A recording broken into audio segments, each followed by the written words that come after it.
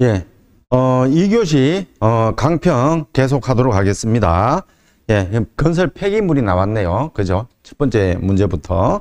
그래서 우리가 이제 건설 폐기물은, 어느 현장에 간에 처음에 가면은 폐기물부터 먼저, 기존 구조물을 먼저 해체하고, 그 다음에 우리가 시공으로 들어가겠습니다.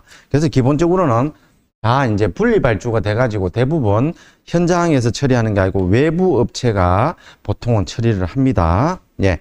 그렇지만 우리가 건설 폐기물 하면은 뭡니까? 친환경이잖아요. 친환경. 그 다음에 경량 골재, 뭐 이런 것들. 그래서 콘크리트 활용, 현장의 가도로 활용하는 폐골재를 사용, 재활용 골재 사용.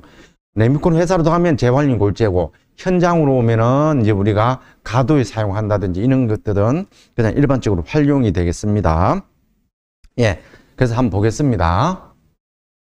건설 폐기물의 문제점 및 발주 단계와 시공 단계에서 대책을 서술하고 재질별 재활용 용도에 대해서 설명하시오. 이렇게 되어 있습니다. 그래서 발주 단계, 시공 단계 이런 게 나오면 어려워요. 이게. 그렇지만은 우리가 이런 문제들이 모르는 것보다는 많이 풀어봐야 된다. 기출문제는. 그래야지 어떤 문제가 나오더라도 내가 빨리 어떤 방식으로 풀 것인지에 대한 대처 능력이 생긴다라는 거예요. 그래서 기출문제를 많이 풀어보라는 겁니다. 건설 폐기물의 문제점, 예, 환경오염, 그 다음에 토지 부족, 폐기물 매립을 위한 토지 확보가 어렵고 매립지 부족 형상이 심화, 요래 되는 거죠. 예, 처리 비용 증가, 자원 낭비, 건설 폐기물 상당 부분 재활용 가능. 예, 건설 폐기물을 다 재활용이 가능하다고 합니다. 그건 사실은 재활용은 가능한데, 예, 비용이 문제죠, 비용. 예, 그 다음에 품질.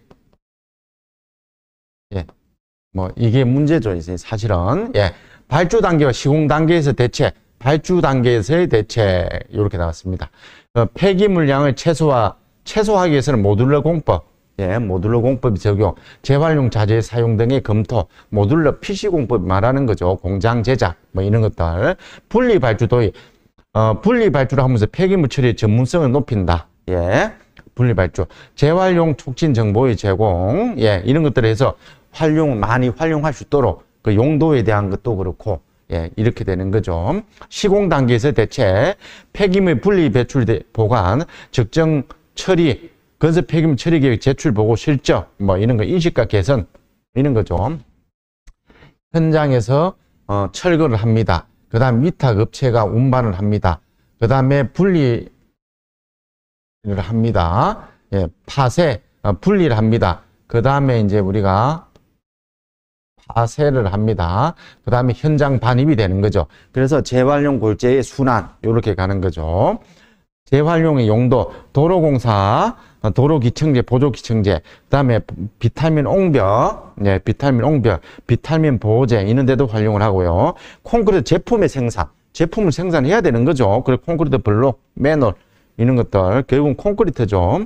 그 다음에 이제 현장에 성토재로, 뭐, 노상, 노체, 재료, 그 다음 복토, 뭐 이런 것들, 연약점의 프리로딩, 뭐 이런 데 활용할 수가 있겠습니다.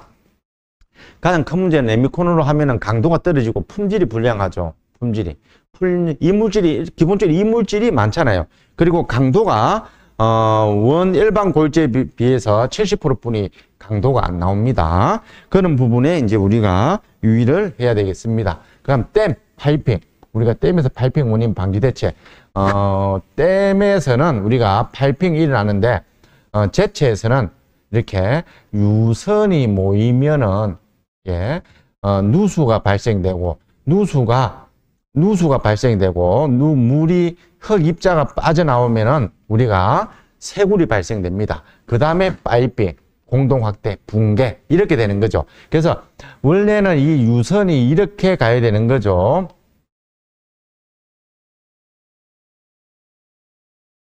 이래 될 때는 문제가 없어요.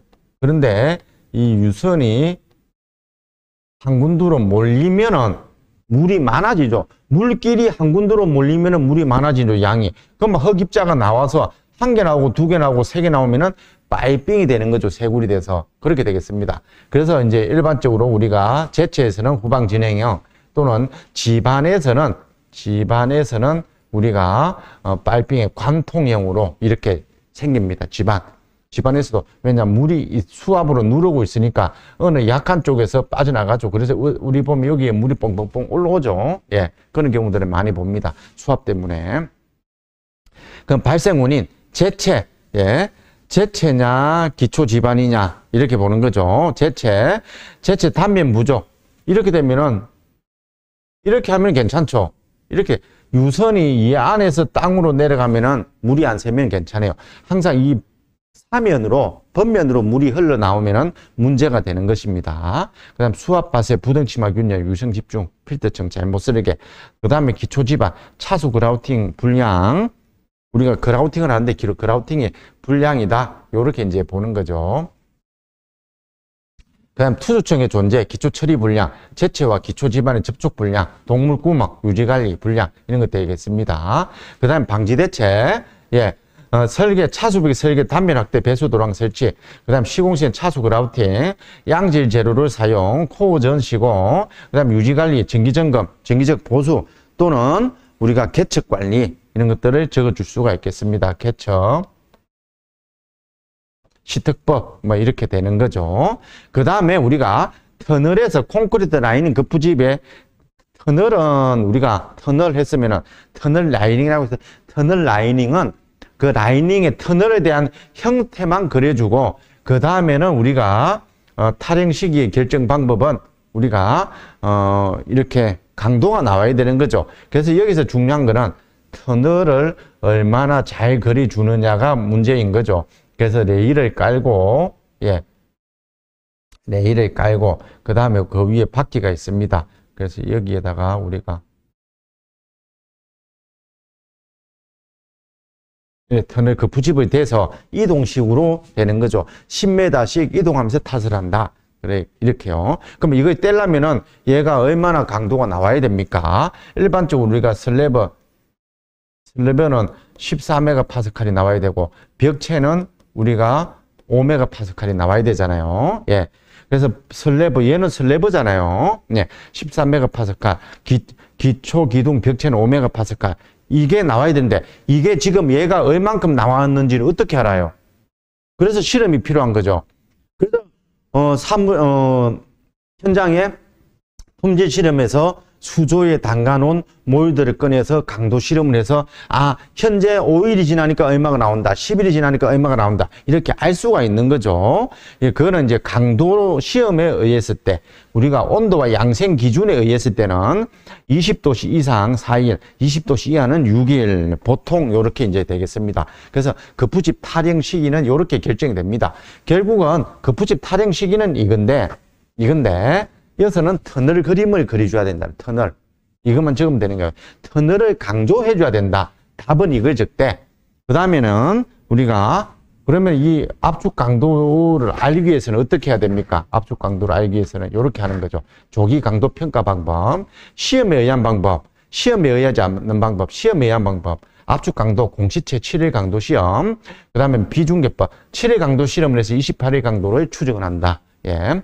비중계법, 굳지 않는 콘크리트 시멘트 혼탕액의 비중 측정, 가열 건조법, 재료를 분리하거나 가열 건조시켜 비율과 질량 측정, 시험에 의하지 않는 방법, 성숙도 방법, 등가 재령법, 성숙도, 적산 온도를 이용하는 게 있죠. 우리가, 예, 수업했죠. 등가 재령법, 7일 강도를 28일 강도로 등가, 이렇게 비례식으로 추정을 한다. 이렇게요. 그래서 일단 이렇게 하는 거는 뭡니까? 강도를 아는 거죠. 강도를 아는 겁니다.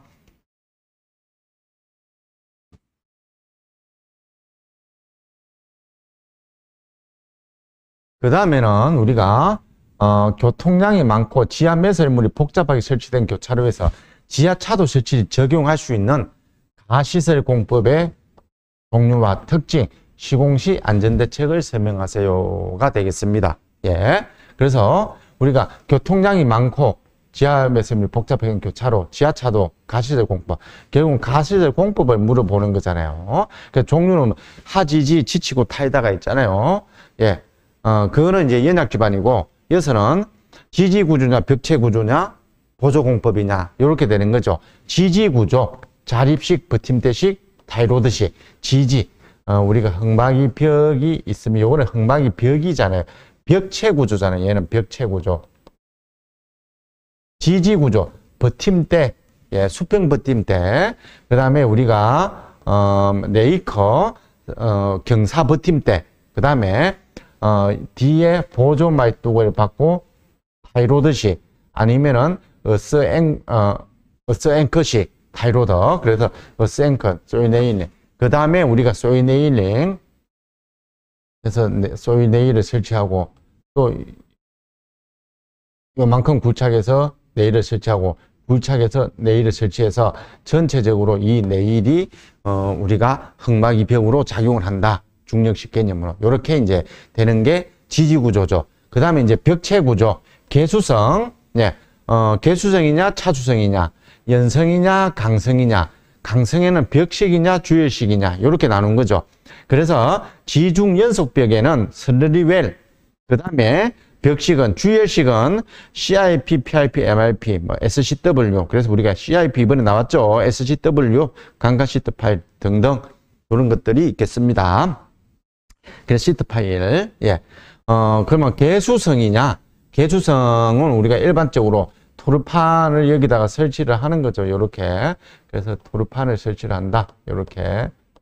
예. 토르판을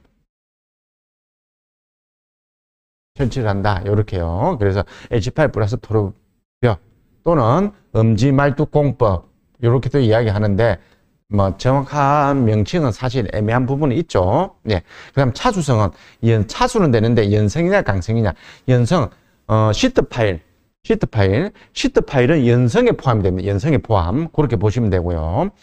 지중연속벽은 벽식이냐 주열식이냐 이렇게 이제 우리가 구분을 할 수가 있겠습니다. 그래서 슬러리월 콘크리트 6에서 8m 정도의 지중에다가 우리가 콘크리트 말뚝을 콘크리트의 벽체식을 시공하는 거죠. 그래서 여기에 BC 커트로 굴착을 하고 콘크리트를 타설해서 철근을 넣고 영구 벽체로 활용을 한다. 이렇게요. 그래서 지하차도나 이럴 때 많이 사용을 하죠. 예, 도심지에서. 그 다음에 주열식 이거 대신에 이렇게 시공하는 거죠. 예, 주열식. CIP, PIP, MIP. 예. 요렇게 하는 게 우리가 벽체 구조가 되겠습니다. 그래서 여기에 대해서 시공할 때 우리가 안전대책은 도심지니까 인접지방 건접시설물에 대한 안전대책을 적어줘야 되겠죠. 우리가. 예. 건접시설물에 대한 안전대책을 적어줘야 되겠습니다. 그 정도 하고 넘어가겠습니다. 그 다음에는 우리가 얕은 기초 시공 시 야압력의 발생 원인, 예, 검토 방법, 대책 공부 이런 것들이 있겠습니다. 그래서 얕은 기초 시공 시 뭐 직접 기초를 말하는 거죠. 얕은 기초. 그래서 양압력이냐 부력이냐 뭐 같은 우리가 공부하는 차원에서 개념을 보면요, 양압력이라는 거는 수위차가 양쪽에 다를 때. 그 비가 올 때 이럴 때는 수위차가 다르죠. 당연히. 여기서는 우리가 얕은 기초라고 했으니까 얕은 기초를 그려줘야 되죠. 그려줘야 되겠습니다. 예. 얕은 기초를 그려줘야 되고요. 이렇게요. 그래서 이제 물이 뭐 어쨌든 흘러서 이쪽 수압하고 이쪽하고 다르게 적용이 될 때 그 부분이 되겠습니다. 그래서 수위가 여기까지 올라오면은 여기에 이제 우리가 부력이 작용을 하는 거죠. 양쪽 수위가 같을 때는 부력이라고 말을 하고, 양쪽 수위가 다르면은, 양쪽 수위가 다를 때는 물이 흘러가잖아요. 흘러가면은 여기도 당연히 침투압이 다르죠. 이때는 우리가 양압력 같을 때는 부력은 계산이 간단해요. 최적의 곱하기 물의 달인 중량을 해주면 돼요. 근데 양압력은 물이 흐르고 있기 때문에 예, 물이 흐르고 있기 때문에 그 침투수, 물이 흐를 때의 수압을 고려를 해줘야 돼요. 그래서 양압력은 계산이 사실은 복잡합니다. 예, 그래서 부상하라는 힘, 얘는 물의 수두차에 대한 상향의 압력, 예, 얘는 정수압, 얘는 침투수압, 전체 균등, 얘는 위치에 따라서 다름. 그래서 얘는 어떤 것들이냐? 보통 성수장, K성 기초 이런 것들이고요. 댐, 수위차가 안에하고 밑에하고 다르죠. 물이 흐르는데 제방, 뭐 강우식 구조물 이런 것들이 되겠습니다. 물론 이제 강우식 구조물 이거는 뭐 얕은 기초도 되는 거죠. 양압력. 예. 그래서 뭐 요거는 이제 우리가 공식을 보시면 되고요. 검토 방법이 요 공식이죠. 공식이고 요런 것들이 검토 방법이 되죠. 그리고 검토하는 순서를 적어 주시면 되겠습니다. 불액의 영향, 지하 피압수의 용출, 지하수의 변동 이거는 양압력. 뭐 같은 개념을 보시면 되겠습니다. 강우 상하수도의 파손, 불형 양압력, 구조물의 부상, 균열, 상실, 뭐 누수, 파손, 붕괴 이런 것들이 이제 문제가 발생되겠습니다. 그래서 불역의 대책, 예, 사하주 기초하부의 공간을 설치해서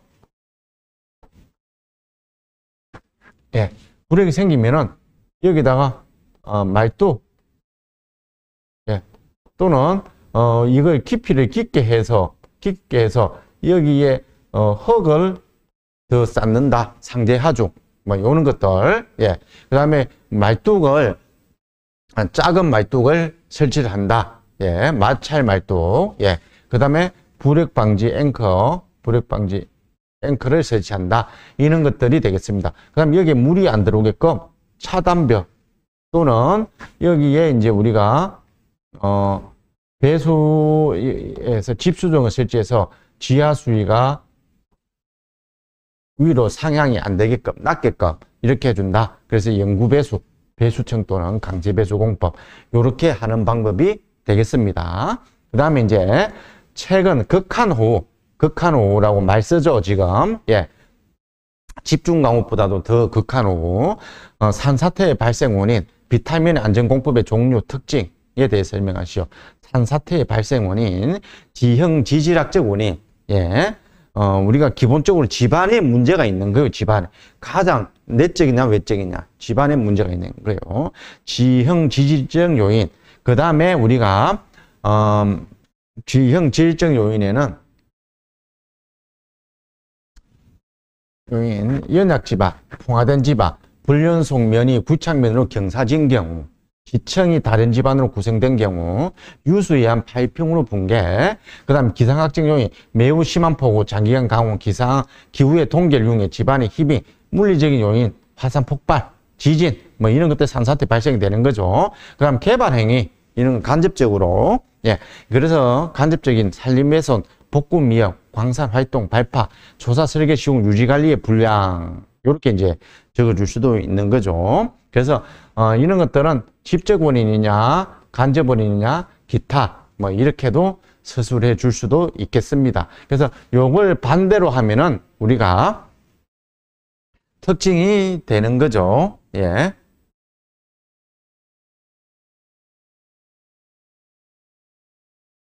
대책으로 뭘까요? 대책 공법의 종류. 사면보호공, 사면보강공, 낙석방지공법. 그래서 사면보호공법, 안전유를 유지하느냐, 억제공 이런 것들. 보호, 그냥 보호해 주는 거예요. 강성이 증가가 되지 않고 표면에 강우가 들어가지 않도록 보호해 주는 거. 소단척구, 수평배수고, 그 다음에 피복고, 녹생토, 식생고, 표면 안정처리 뭐 이런 것들이 되겠죠. 사면보강공, 사면 직접 강성으로 보강을 해 주는 거예요.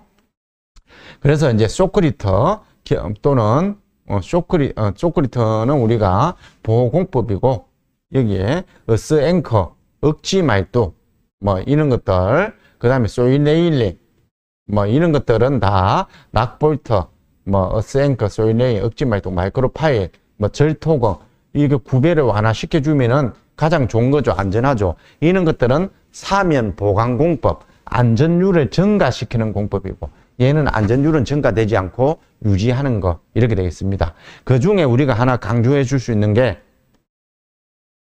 낙석 방지공, 그 다음에 피암터널 이런 걸 강조해 줄 수가 있겠습니다. 낙석 방지공, 낙석 예방공, 뜬돌 제거, 쇼크리터, 뭐 낙석 방호체, 피암터널, 낙석 방지공벽 이런 거죠. 사면이 있으면은 여기에 우리가 낙석 방지책을 이렇게 설치를 하죠. 이런 것들. 그리고 우리가 낙석 방지망 여기에다가 격자적으로 해서 낙석이 떨어지지 않도록 하는 낙석 방지 공법 이런 것도 우리가 강조해 줄 수가 있겠습니다. 그다음 반드시 피암 터널 우리가 너무 사면의 높이가 높거나 이럴 때는 피암 터널을 설치를 하죠. 예. 여기까지 하고 예. 잠시 쉬었다 하도록 하겠습니다.